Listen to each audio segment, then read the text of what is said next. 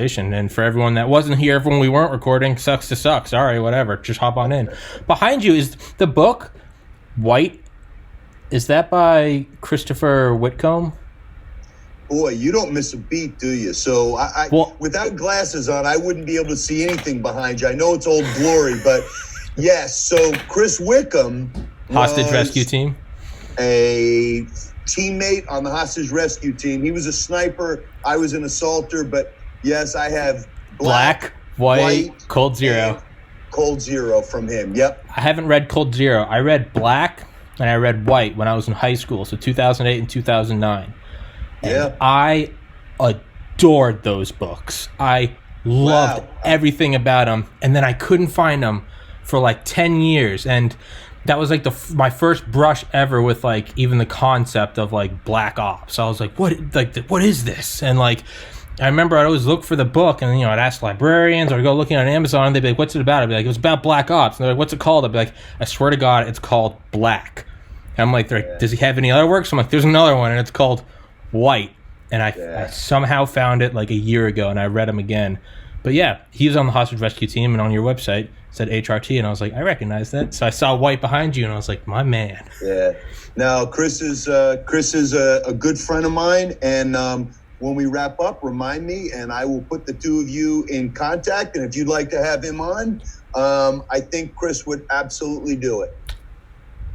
I will shit my pants if you put me in contact with him. Well, I can see that we're good here. So you can speak in PG-13 yes. tones? Oh, you can say whatever the fuck you want, man. I try to let the guests take the lead. Because I get it. Some of them have young kids, or, some of them are like, hey, I teach like a second grade, and I know they're going to watch it, so I can't be talking about like dicks and titties and A-bombs. And I'm like, gotcha. Keep it G. But clearly I have already spoiled that, so I guess doors open, so I don't know, let it loose. But for everyone listening, how would you introduce yourself, sir? How would I introduce myself? I'm just happy to be on your podcast. I'm a retired FBI guy.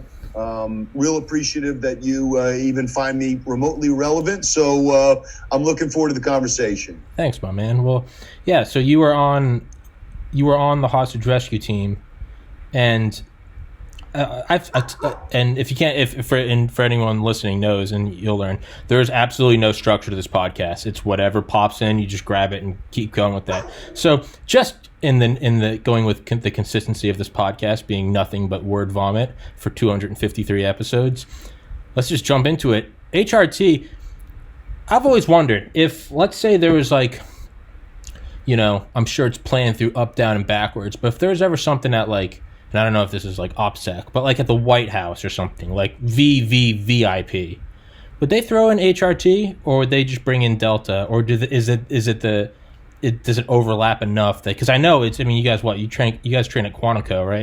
It's in the beginning of Black, Whitcomb talks about it, how insane it is. So what do you think? And that's based on nothing, and I didn't tell you that that's what we're talking about, but apparently that's what I'm talking about now. So No, I like free flow, so this works. So, well, let's just so that your viewers or your listeners understand. Sure. The way that it works inside the country, domestically speaking, there's a thing called posse comitatus, which restricts the military from being able to do any type of law enforcement functions inside, the continental United States. So you have to have law enforcement elements to do anything like you're describing. Let's say something fictional. I know that Hollywood has done a couple of treatments about the White House being Olympus taken over. Down, Right. So how would that happen? Well, the first thing is the Secret Service has, the closest protection detail that takes care of POTUS and VPOTUS and obviously the White House. If there was ever a requirement for take back, meaning God forbid terrorists took over the White House or took over, Congress, Capitol Hill, this, that, and the other, Supreme Court. HRT, the FBI's hostage rescue team, is the only tier 1 civilian, non-military counterterrorism operator realm. So yes, they would be at the tip of the spear where that comes. Certainly there's Capitol Police. There's, Washington, D.C. metropolitan SWAT teams. There's FBI SWAT teams that are scattered across the country. But HRT is the one tier one asset that closely models, you mentioned Delta or SEAL Team 6, the Army Rangers, Marine Force Recon, those kind of elements. So in that instance, yes, that is something that HRT trains for, which are take back missions, meaning somebody has captured somebody that is, a high value target, and we have to go in and get them. And it's I would imagine it's again, speaking from someone who's shot a gun a couple times in my life. So from all of my experience on tier one teams, let me lay it on you guys. But yeah, I always imagine, right, there's got to be a certain relative. There's got to be a certain, I guess, amount of ease when it's outside of the borders, because it's, I don't know, you're just kind of going in and wiping everyone out except for, and again, highly generalized, simplified answer versus, it's not chemotherapy. We're just going to go in and nuke it all. This is more of like excising a brain tumor right next to like an artery, right? You got to go in, and that's where it gets tricky. You can't just ice everybody, right? Well, yeah, you're speaking about the difference between military operations and law enforcement functions. Now, having said that, the U.S. military is a cut above, right? We agree that the United States military is the premier military in the world. There's nothing like our armed forces, because they do play by the rules. And when they don't play by the rules, there are mechanisms in place, and we charge people with war crimes and UCMG, the UCMJ, the Uniform Code of Military Justice. We hold people accountable. But yes, when you're in a military situation, the biggest difference is you have fully automatic weapons and you lay down suppressive fire. When you're dealing with things inside the continental United States as part of a law enforcement function, there's no such thing as suppressive fire. There's no such thing as fully automatic. Every single round that exits the barrel of your weapon has to be accounted for. So there's a slight bit of difference. Now, I'm not suggesting the military just goes out there willy-nilly, but yes, there are more restraints when you're dealing with a law enforcement function versus a military function. Now, this is more of a random question. What all do you know about something that's always interested me is, and by all means, if you want to take this conversation in any direction, you just grab the reins and I'll follow you. I don't care. So HRT, but also is it CAT, Counter Assault Team for the Secret Service? Sure. So just so that your viewers or listeners, understand, every law enforcement element. Let's go back to, you told me I could take the reins. It's yours.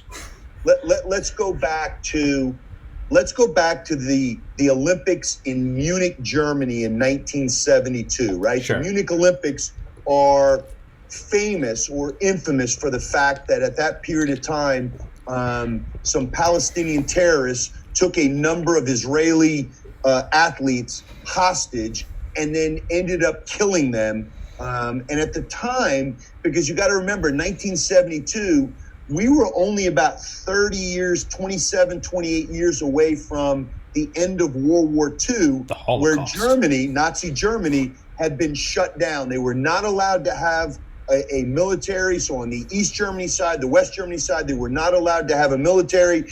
And they had basically border police and they had police officers.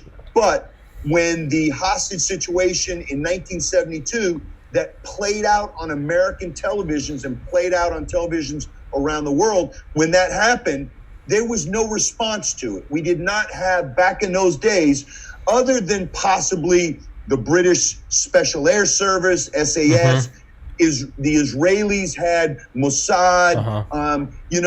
Again, Germany had like border police, but in 1972, that was the impetus for the rest of the world to say, hey, listen, we got to step up our game. Now, you move into, the United States, we didn't have any type of, SWAT was a nascent type of construct, because in 1966, August 1st, and I'm going to put my professor hat on here, August 1st, 1966, a Vietnam vet by the name of Charles Whitman, right?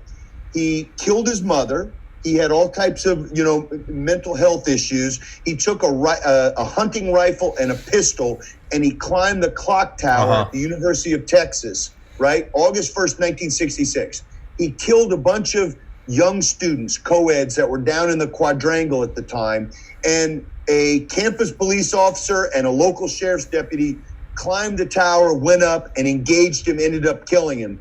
And really, in 1966, that was for America. That was like, I don't want to suggest that it was the first mass shooting, but it was the one that got our attention. We said, hey, we don't have anything in place for law enforcement to respond to a threat like that. Okay. So you take that in 1966, you take the Munich Olympic hostage situation in 1972, and those two combined things were basically the catalyst for United States law enforcement to say, we got to create something different. And that was SWAT, the Special Weapons and Tactics Teams that came online in the early 70s, probably around 73, 74, 75. That's when the FBI started their first SWAT program. And that's also when a lot of police departments around the country, at least the big ones in big metropolitan areas, did the same. So it was kind of like you could almost say it was like a mirror of 47, right? Because we had the OSS in World War II, but then we came out of it, separated the Air Force, but also, big one, created the CIA because we were like, hey, rules of the game are changing. We don't have this external apparatus. So it was kind of the mirror, right? We now have this going on, and it's like, hey, we're running a train on the rest of the world externally, right? We've got this, it's us and Russia. But yeah, we don't have... We've got the kingdom walls, but it's like, oh, we're realizing shit can still go down inside the kingdom walls, and that's got to be so for someone like you and myself, as I like to quote Elon Musk, I am nauseatingly patriotic. So everything I say that may seem not like that is more so me playing devil's advocate. What is the balance between that sort of initiation, right? 66, 72, the catalyst for the formation of that sort of domestic heavy hand, and the scare of, how do I word, a domestic you hear it a lot. It's a lot of buzzwords, right? The militarization of the police. What is the balance between that? What is the balance between, where do we, and again, this is me as someone that I personally, I don't care. I think those teams are awesome. But trying to look at it from the devil's advocate, we have this, we can't let the government get too strong. The government that's strong enough to give you everything is strong enough to take it all away. What's the fine line we walk with that between militarization of police and having to have those teams, which we need those teams 1,000%. Like, we absolutely need them. What's your opinion on that? Again, take the reins. I'm following you, man. So as a guy who is actually studying this as part of my doctoral pursuit, I'm studying police use of force. Yes, I think right now in the current environment or the current climate we have right now with defund the police, abolish the police, and a number of people have written books. I think Radley Balco is a journalist that wrote a book called, the Militarization of the Police. And there are people that argue that one of the problems for law enforcement is the fact that they are viewed now, let's say now in the last 5-10 years, as an occupying army or an occupying force in communities. And that's wrong. Yeah. And I get that. And I understand that. And I understand, especially when you're talking about the relationship between police and communities of color, you have to recognize what that perception is. Now, if you go back to, and again, I'm a student of history as I see that you are as well, in regards to policing and the police profession, you go back to the early 90s, and I don't know if you remember, obviously you're younger than me, but the North Hollywood shootout, where two guys outfitted themselves in ballistic armament, and they had, semi-automatic weapons, and they'd robbed a bank, and they basically shot it out with cops in North Hollywood who were outgunned and outmanned. And literally these cops were running into gun stores trying to get long weapons to try to combat these guys. And then you fast forward to, say, 2015 and the shootout in San Bernardino, where you had this young couple. They were both radical Islamists that had come to this country. They went to a community center, killed a bunch of people, and then got into their vehicle, and they were, they were heavily armed, and police basically had to bring in essentially an armored personnel carrier to try to stop them, to interdict them on the highway. So should police, to your question, should police be up armored? Should they be carrying, what people call, incorrectly, weapons of war? Should they be driving around vehicles that look like they should be in Fallujah instead of on the streets of New York? Yeah. And here's my answer.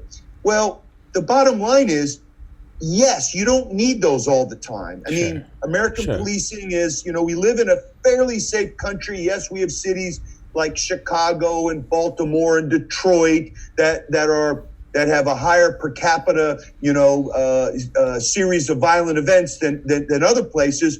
But do we need those in 365 days of the year? But when you do need them, do you not want to have them at your avail? Yeah. Do you want police officers to be like Barney Fife back in 1950s Mayberry RFD with a wheel gun with 5 rounds in it and, not even a speed loader, so they're loading from the pouch and dealing with people that have, semi-automatic weapons? And look, we got a Second Amendment here. Yeah. And it's been around since 1791. Yep.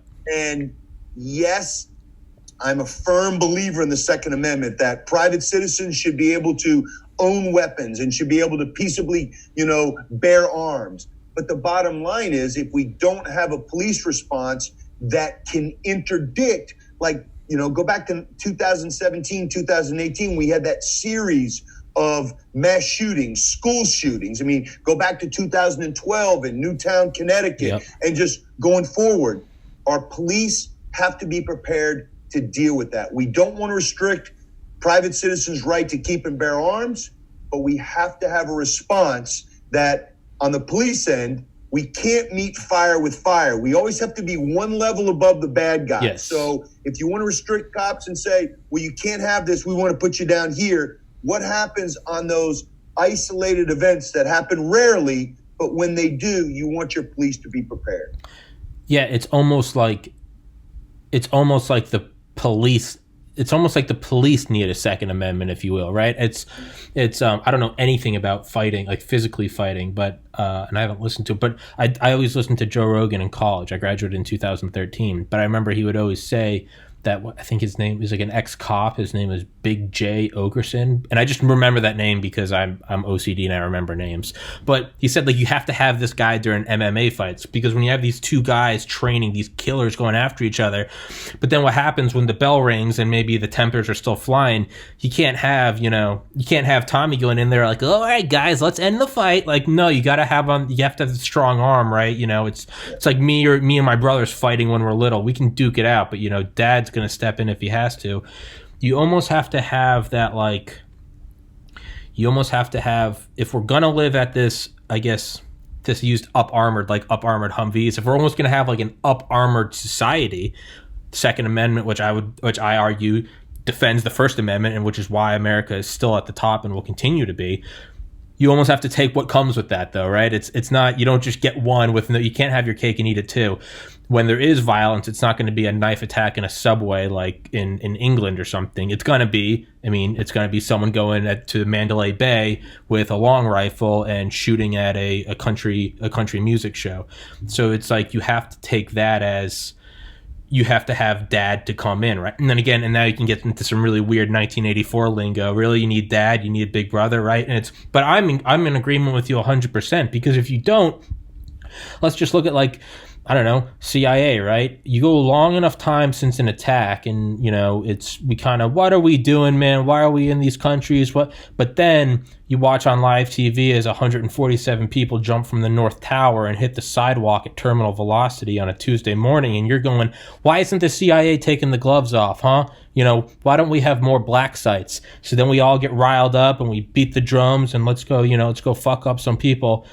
And we do, but then enough time passes, and then like hypocrites, myself included, we start to go, man, those warmongering Dick Cheney, George, but what are we doing? What are we better than the Gestapo? Why do we have black sites?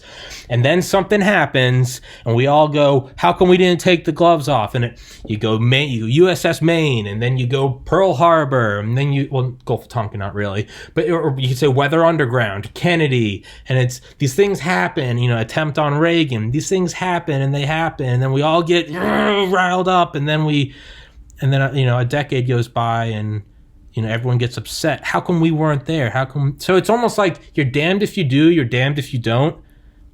Might as well be safer and have to have some people screaming at you than, say, all right, yeah, we're not going to have any armored vehicles. No military surplus MRAPs.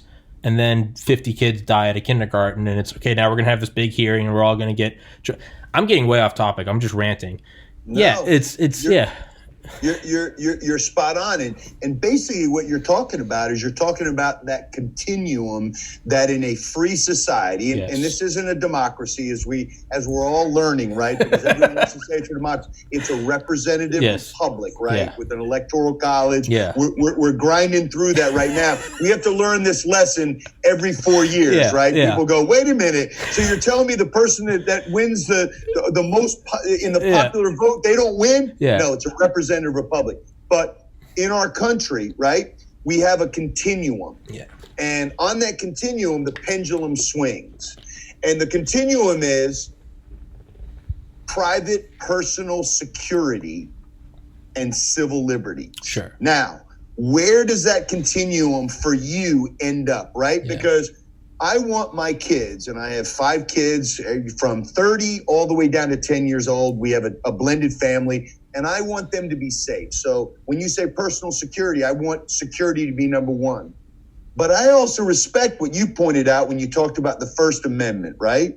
You talked about the Second Amendment and the Fourth Amendment, which is the right against unlawful searches and seizures, right? So those things, they can't be incongruous. They have to be, we have to find that sweet spot. And what happens after 9/11, and when you talk about people jumping out of, the North Tower and the South Tower, I was in Lower Manhattan that day. So I didn't just see it on a video screen. I literally saw that and the impact of what that did for me and understanding we are at war. We're not at war with a country. Yeah. We are at war with an ideology. And that ideology wants to wipe us off the face of the earth.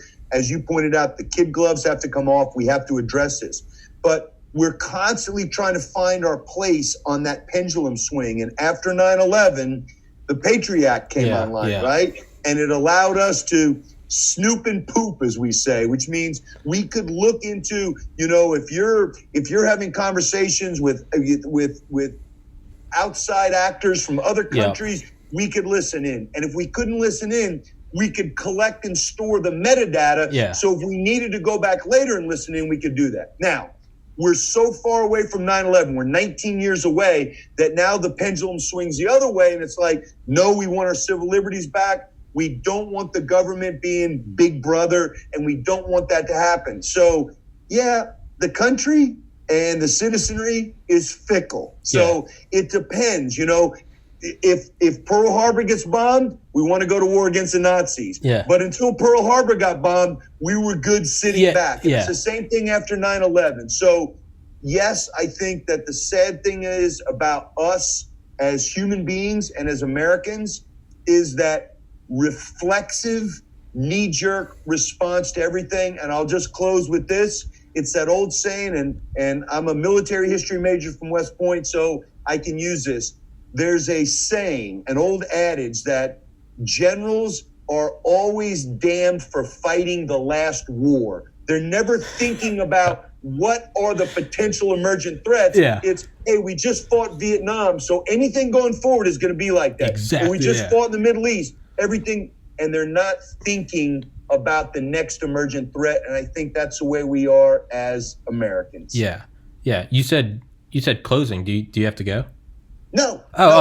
Closing on that. I always like to throw it back to the host. Okay, yeah. I thought you had to go. I was like, oh shit, sorry. I thought I was keeping you. All right, good. Trying to wrap it up because I'm used to being on TV where I get a 20 or 30 second soundbite. Podcasts, you get a little bit more, but I always want to let the host know that I'm rapping. All right, I'm gonna turn off the ceiling fan. Yeah, it's all right. That's one thing I thoroughly enjoy about podcasts is you can't answer that in 30 seconds because otherwise I'm going to hit you, right? I'm just going to corner you with James, you're for the militarization of the police and shooting men and what is this, Hollywood? What do you have against Hollywood? And you got 10 seconds. You've already lost half your time going, I'm not talking about that. And then by the time it's over, it's like, look at this guy with a shaved head and American flag tattoo. All right, we got a Nazi on our hands. And then it's over, right? And it's, no, screw that. Fuck that.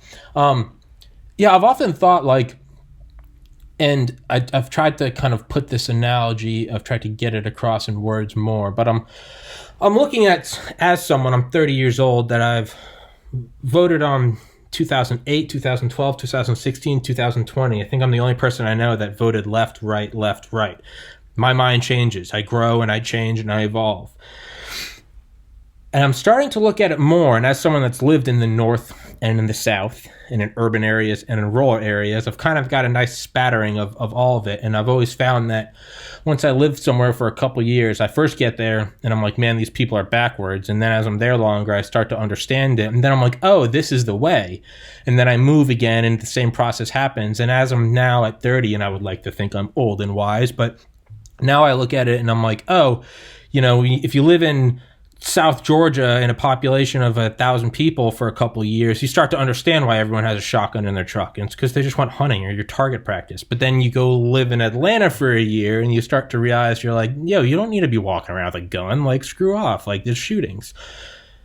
I had on Rob Manning, who's the head of NASA JPL, and he talked about, the importance of the moon for Earth, in that it constantly is tugging on the Earth with tidal forces.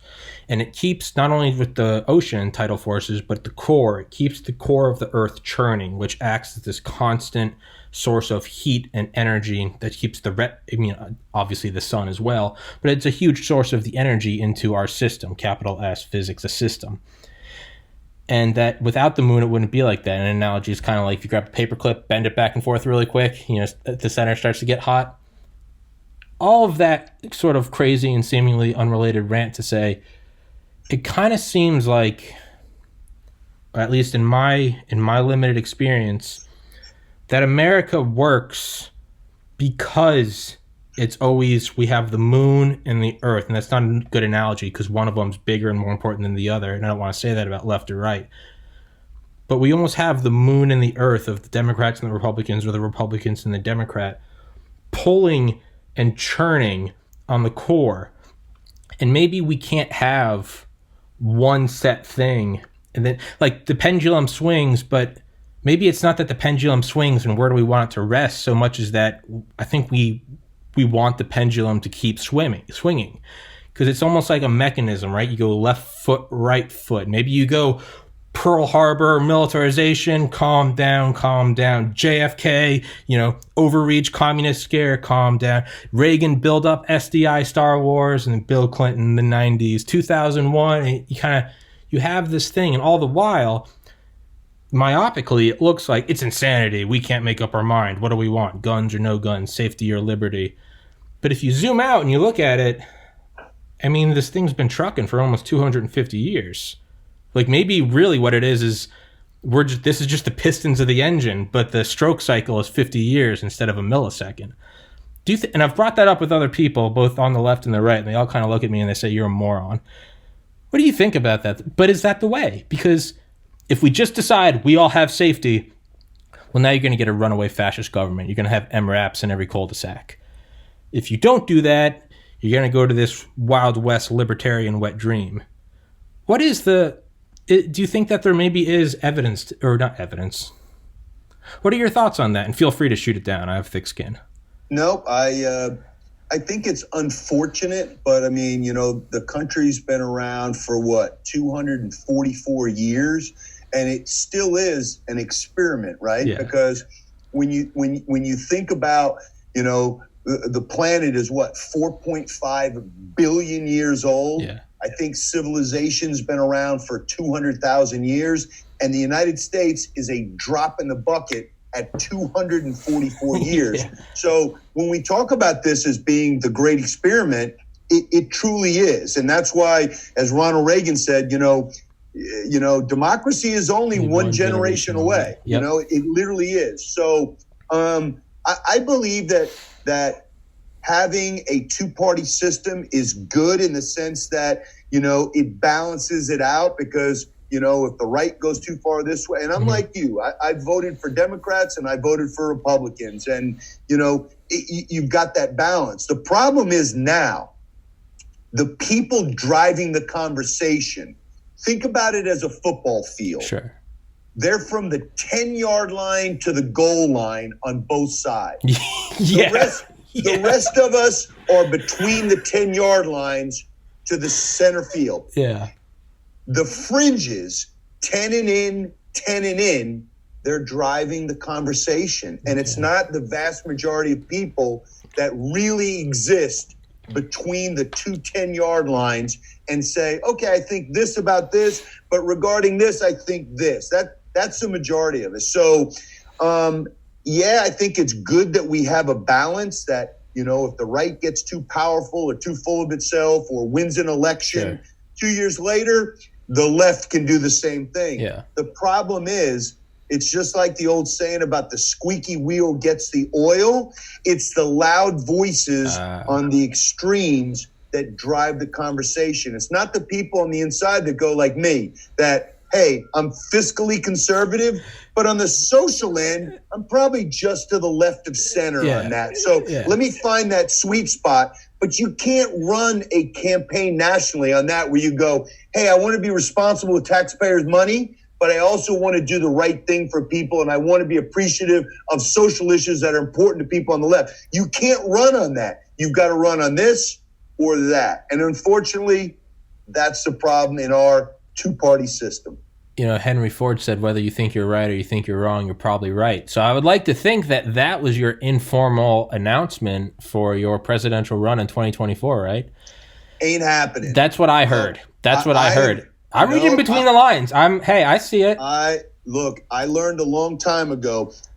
40 or 50 or 60 years ago, maybe. But the way it is now at the national level or even at the state level, they don't just try to destroy you. They try to destroy your family. And that's why I think a lot of good people will never run for higher office, because they look at it and they go, I don't want to subject my family to that. Look, I'm happy in my tiny little upstate New York village, and I'm happy to serve. And I'm an elected village trustee. I'm going to run for mayor here, but it's a small little enclave. Once you go beyond that, I want to say even at the county level, but especially at the state level, once you go there, everything is fair play now. And I cannot countenance that. I just can't. Like I said, 20, 30, 40, 50 years ago, when there was a respect between, you want to attack me, that's fine, but you can't attack my wife or my family or my rescued pit bull. But now, everything and anything is in play, which means that, and I'm not saying it's me, that I'm the good person,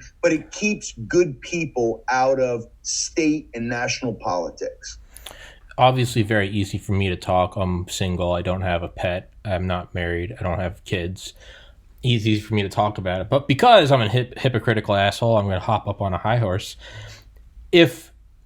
But if you want to stay out of that, and I'm saying this as a devil's advocate, not against you individually, but if you don't want to subject your family to that, but doesn't that mean that we let these radicals on both sides push this farther along, that it eventually is going to come to all of our families?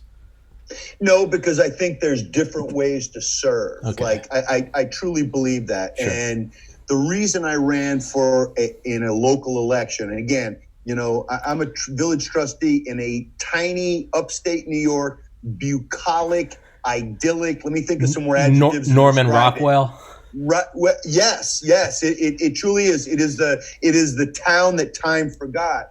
Was because I'd spent my lifetime. I'd spent 8 years in the U.S. military, 25 years in the FBI, and I just felt I wanted to give back locally. Local politics is vastly different from national politics. When I'm on Twitter, and I like to go on Twitter, and I like to shoot my views and say this and argue with people in the whole 9 yards, it's very different than the way that I am when I deal with people on my Facebook page who are local. And why is that? Because Twitter is national level stuff. We can argue about whether or not Trump should have won or Biden should have won, or whether or not the Democratic Socialists should be considered relevant, or whether or not, authoritarianism is in because Trump won an election. So that's where I do that. At the local level, there are no political parties. Yeah. So I ran on, my little town. I made up my own name for my party because we don't run. You're not a D or an R. And at that level, look, people just want you to make sure the trains run on time. Yeah. They want to make sure the garbage gets picked up. They want to make sure that all the utilities and all the things that the village provides are available to them. And yes, sometimes there are bigger, more macro level things to deal with, but we do it whether or not you voted for Bernie Sanders in the primary, or whether or not you voted for Donald Trump. We work on it the same. That I appreciate. I wouldn't want to go to the next level, which is, oh my gosh, if you choose to be a Biden guy or a Trump guy, you're bad because of this reason. At the local level, we try to keep that out of it. Yeah. Yeah, it's kind of like, but I kind of look at it more and more like, I was going to say, Twitter or social media, jump on and shoot your views off. What I do is I like to get on, and whether I'm left or right, depending on where I am in life, I like to hop on and I visualize it as like the actual movie Black Hawk Down, right? Jump out from behind the corner with your AK and you just spray, and then they jump back in, they're high on cot, and that's what I do is I hop on social media, I spray some bullshit, I disable notifications. I delete the app off I'm not making this up. I delete the app off my phone. A couple days later, I see an article I want to push or a meme, hop on, put it on there, make it the story, jump off. And I have no idea, but just incite the fire. I throw the napalm into the jungle and then run away. But yeah, it definitely takes on a completely different nature. But the more and more people I talk to on this podcast, and I'm finding whether you're looking on Facebook or Twitter, right? You get those, you just see someone's status or a meme, and you're like, fuck this, enter adjective, this fascist Republican, this communist Democrat. But then when I have those same people on my podcast, like my buddy Ernie, look how white I am. I'm from New England. I'm a white Roman Catholic male with blue eyes and a conservative. And then I have on my buddy Ernie, who I went to college with, and we used to drink vodka and play video games together. Born in Mexico, first-generation immigrant, worked in the Democratic Party, and interned for Obama. We are polar opposites. And if he or I ever comment on each other's stuff on Facebook, it gets heated. But he's been on this podcast several times, and when we can have like an hour-long conversation, it's nothing but love. It is just, we're seeing each other eye to eye. We make concessions. It's, okay, I see where you're coming from. But the point of me saying that is, with everyone I talk to about that, you start to see everyone truly does feel like that they are in the middle 10 to 10 yard line. But then they all say the same thing. No one could ever run a party from the center because that doesn't work. So now it's 9 out of every 10 people I talk to are all saying, I'm in the center, but a center party would never work. Now I'm feeling like there's this massive underswell, and why doesn't someone just try?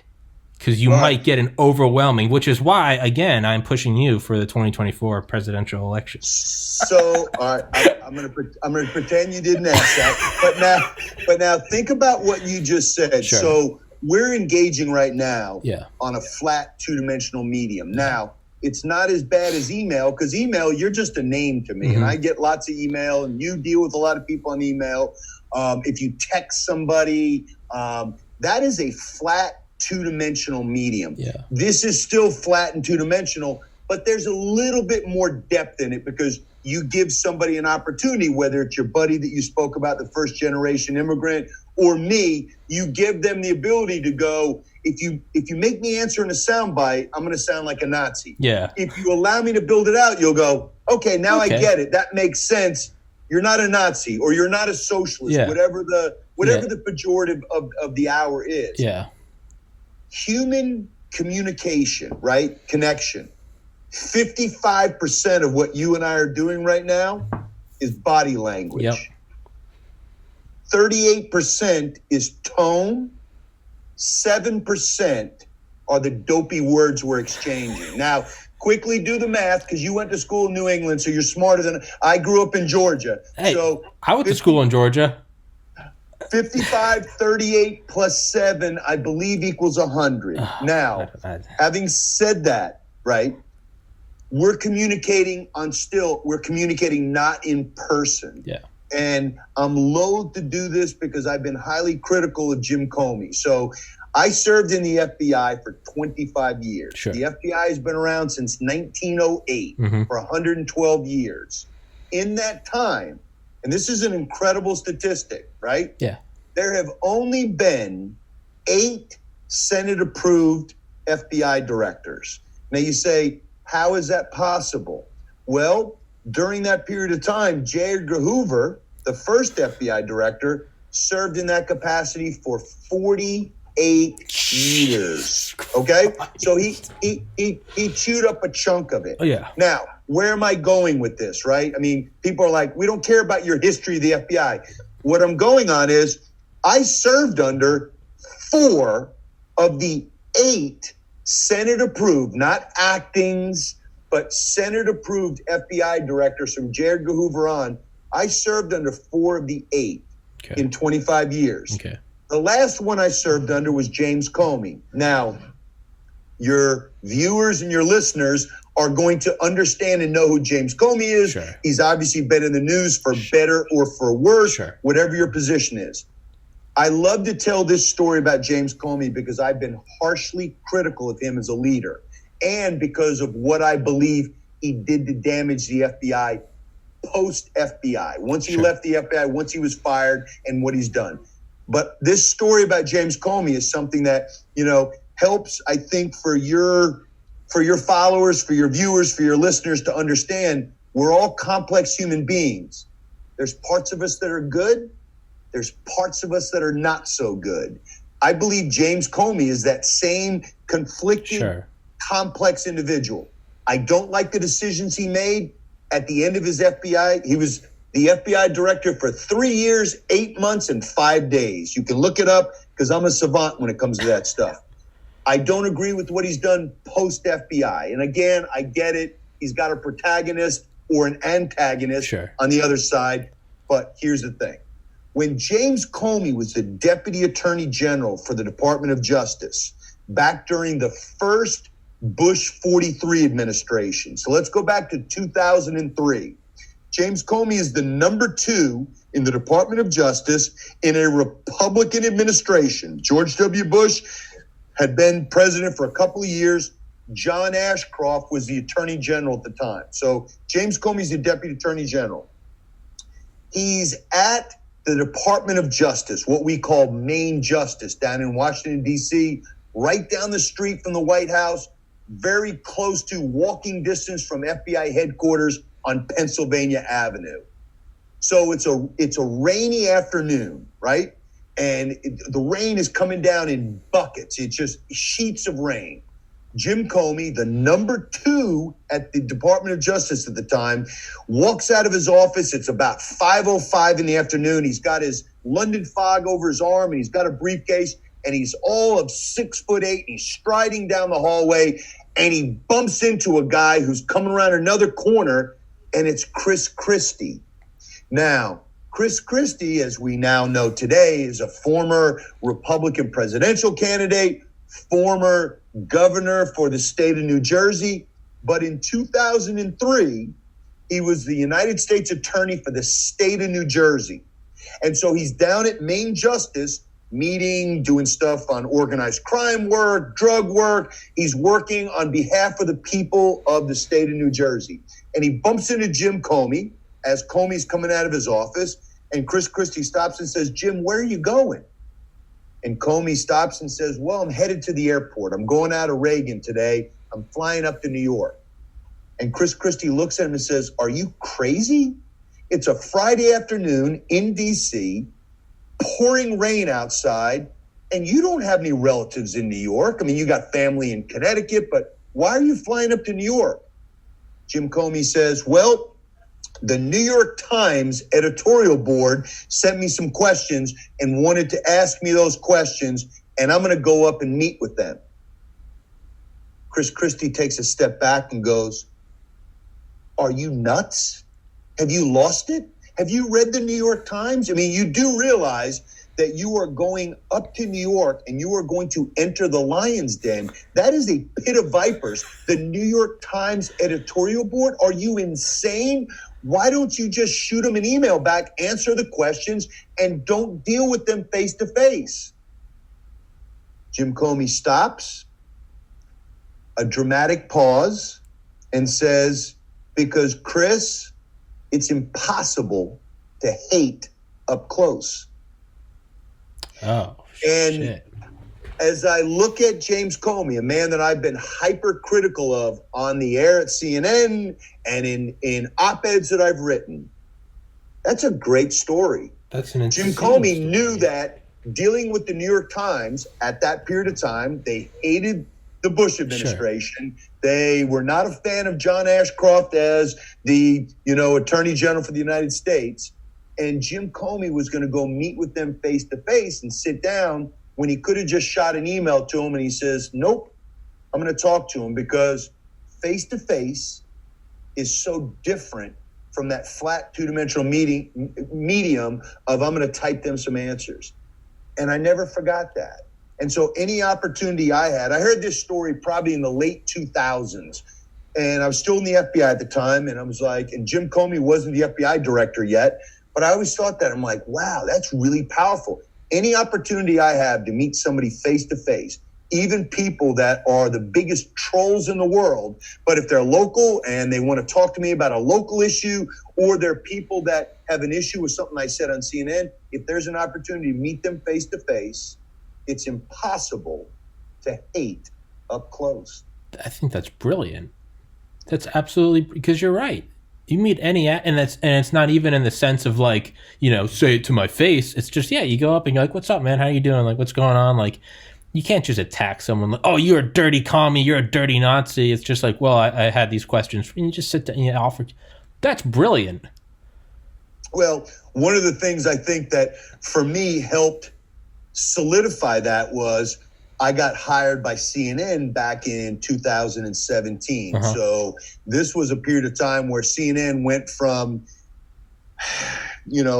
straight down the middle, straight news reporting to became a little bit, let's just say, hostile toward the current administration. Sure. And, when I was on panels or whatever, and again, I'm in the law enforcement realm. They didn't hire me for my political views. They hired me to call balls and strikes in law enforcement stuff. But still, law enforcement, unfortunately, in 2020, there's an intersection with politics or with policy. And one of the things I appreciated about being at CNN was not a lot of people there think the way that I do.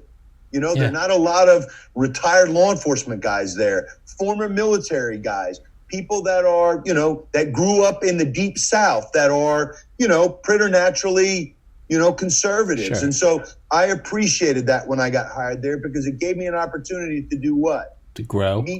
Meet that, but meet people like David Axelrod or Chris Cuomo or Don Lemon, people that, Paul Begala, Joe Lockhart, people that in my world, my paths would never have crossed with. But in the green room, you get to talk to those people and all of a sudden you're like, he's not a bad guy. It's just a dude. This is right. Just a dude. Yeah. Right. I often think about that. Yeah. So that goes back to Jim Comey's famous saying. It's really difficult to hate up close. There was, I forget who it was. There was a super liberal journalist in the 70s, and somehow or another he was invited to Nixon had or was at a super nice apartment or penthouse in Manhattan or whatever, and he ended up going over for drinks. Like, the wives talked and they went and talked, and this guy hated Nixon. Said he recalls this story. He goes, "I was a little drunk and my tongue got loose, and I said, I can't believe I'm having a drink with someone who I thought was the epitome of evil." Because he said after that, he goes, not only is he not a bad guy, he goes, "I think that's the smartest man I've ever met in my life." And he goes, it takes so much humility to say that, but that's my favorite. There's nothing I love more than meeting someone who on paper, I'm like, fuck that person. And then I walk away, I'm like, dude's pretty chill, right? You could have a beer with that guy. That guy's, but it also helps you then must conclude, okay, they have different politics than me. Well, if that's a normal dude who's got a dog and a wife and some kids and whatever, got a used car, you're like, if that's a normal dude I can shoot the shit with, you must conclude that whatever led to their politics isn't some nefarious anti-American backstory, but rather, just a difference in backgrounds and a difference in life events that culminated in a different person. That's what I love. Yeah. That's so true. So true. And I think, when it comes to the way that the country is so riven by partisan political differences right now, or for me, looking at the policing profession, and we touched on it early on in this conversation about the militarization of police, or, how has policing changed over time? And is policing what people are saying now? Is it an arm of white supremacy? Is it about authoritarianism? And is it about, keeping particular races, oppressed? And as I look through that and I study that and I become, and it's true, an advocate for policing, because that's what I do.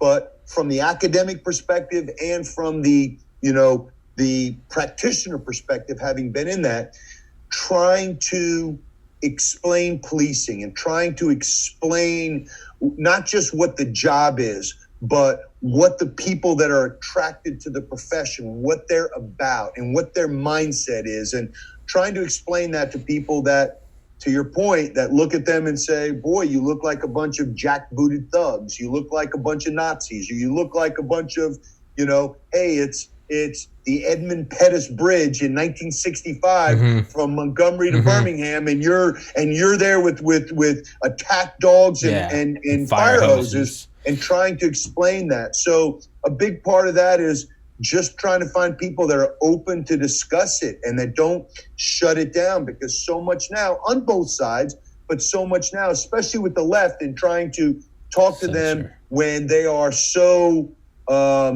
charged up with this abolish the police, defund the police nonsense, and trying to explain to them, we live in we're blessed that we have people that make a pittance for a salary, that are willing to go to the sound of the guns, that are willing to put their lives on the line. And they will do that whether you're black, white, brown, green, male, female, immigrant, non-immigrant, whatever it is, but trying to make sure that people understand that. And right now, because we're talking past each other, become really difficult to do.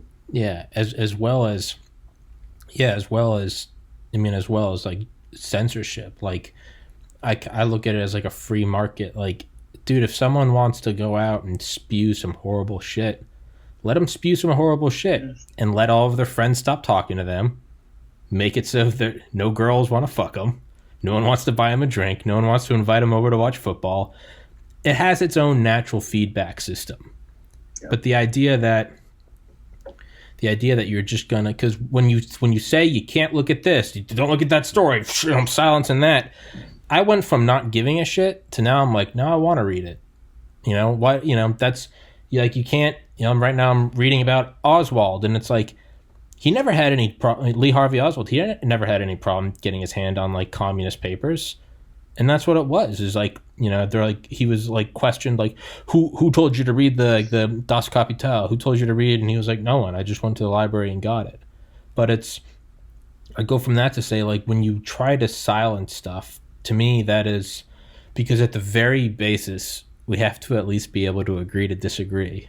When you wipe out someone's ability to even look at something and tell you I disagree, well, that's nothing good comes after that. Because right now we're at the beginning of trench warfare verbally, and we saw how that went from 1915 to 18 and 14 to 18, and it didn't work out too well. But it's almost 4 o'clock. Can I keep you for like another 10 minutes, and then we'll wrap this bitch up? You got it. Sounds good. All right. So from a stance of, and I hope so, I would love to have you on here a second time. You got it. Or 100th time. No. Is is pure speculation now. So now we're just going wild speculation. If anyone listening was hoping for like factual or citation based arguments, tune out now. How does the election, or how does the shit show, this absolute, there's no other word for it, shit show of a U.S. election? You know, of course, 2020 ends. I don't know why I thought 2020 would give us anything other than a complete shit show of, oh, maybe it will end well. No, 2020, you know what? It came through as well as it should have come through. This is, of course, how 2020 ends. How does this election end? What the hell happens? I was 10 years old during the Bush-Gore thing, and I vaguely remember like watching it on TV every night and being like, why is this still going on? But even that is just, I mean, I was in 4th grade. This is obviously, I'm more fully conscious and aware of what's going on. How do you see this going on, or ending, or carrying out, or unfolding? This is how I see this all unfolding and ending.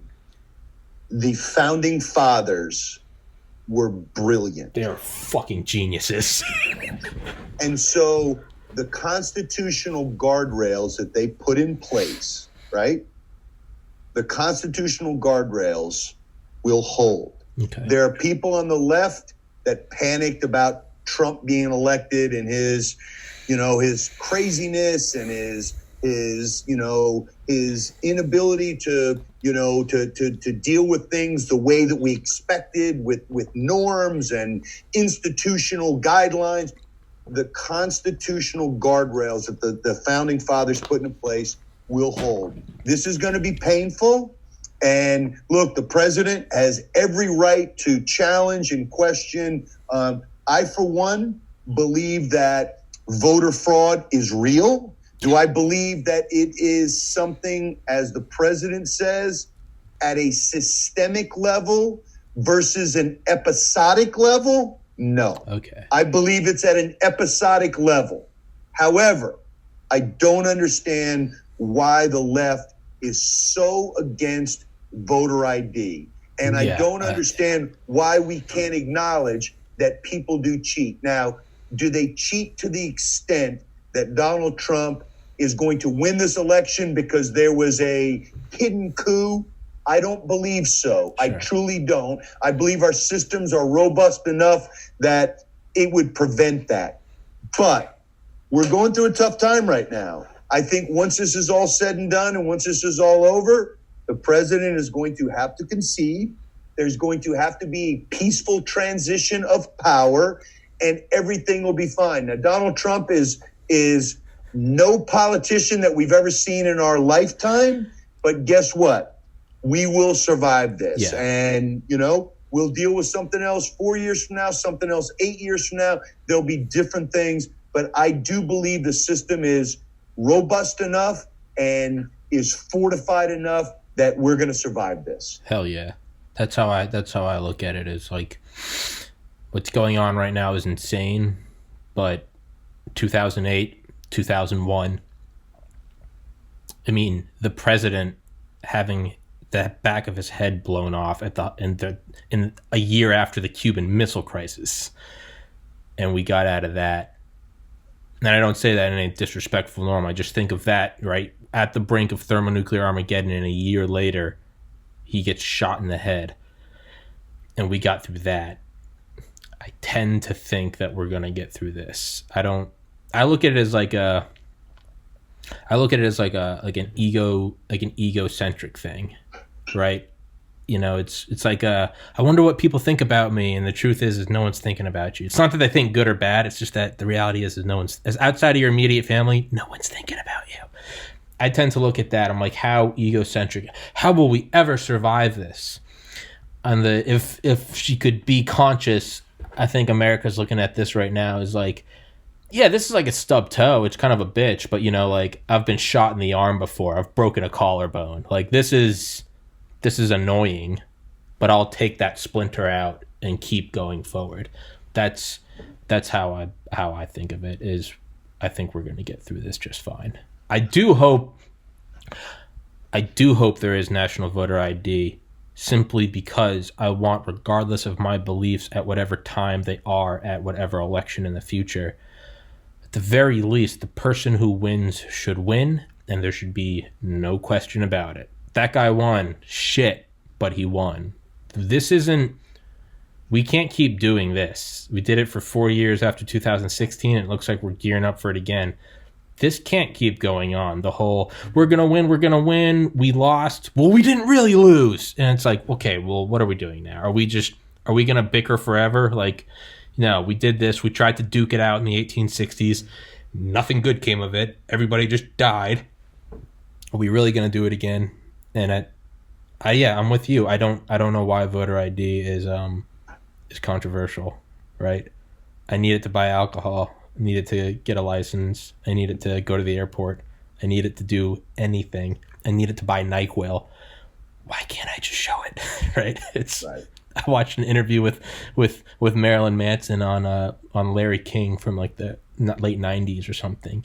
And he was just sitting there, of course, just looking like a satanic worshiper, but he's just very calm, cool, collected. He's like, I went and voted today, and they didn't ask me for my ID. That was kind of weird. But I was just thinking, I was like, this permeates all thought processes of all. I mean, Marilyn fucking Manson on Larry King was like, that's a little weird that you don't need your ID. So I'm with you on that. Like, let's wrap that up with voter ID. But we will wrap this bitch up right now. Thanks for the conversation, man. That was awesome. I thoroughly enjoyed it, and that was awesome. Well, I appreciate you asking me, and I'll take you up on that. I hope you do have me back, because there's plenty of stuff we can talk about, and I would look forward to it. Absolutely, man. My party, you walk on whenever you, and I don't, trust me, if I didn't want you back on, I'd be like, thanks for coming, dude, and then I'd just never talk to you again. Please put me in touch with Christopher Whitcomb. I will geek out. I will geek out. But I'll send you an email, and let's definitely do an episode in the future. Wait, how do I say your last name? I should have asked before we started. Gagliano. It's Sicilian. The second G is silent. James A. Gagliano. Thank you for coming on, sir. And thank you for giving me an hour of your time, man. I appreciate it. You got it. All right. Thank you. And I'll make it happen with Wickham. I'll get in touch with him and make it happen. Thank you so much. Take care, everybody. Happy Thanksgiving. God bless America. Stay safe, everybody. You have a good one, my man.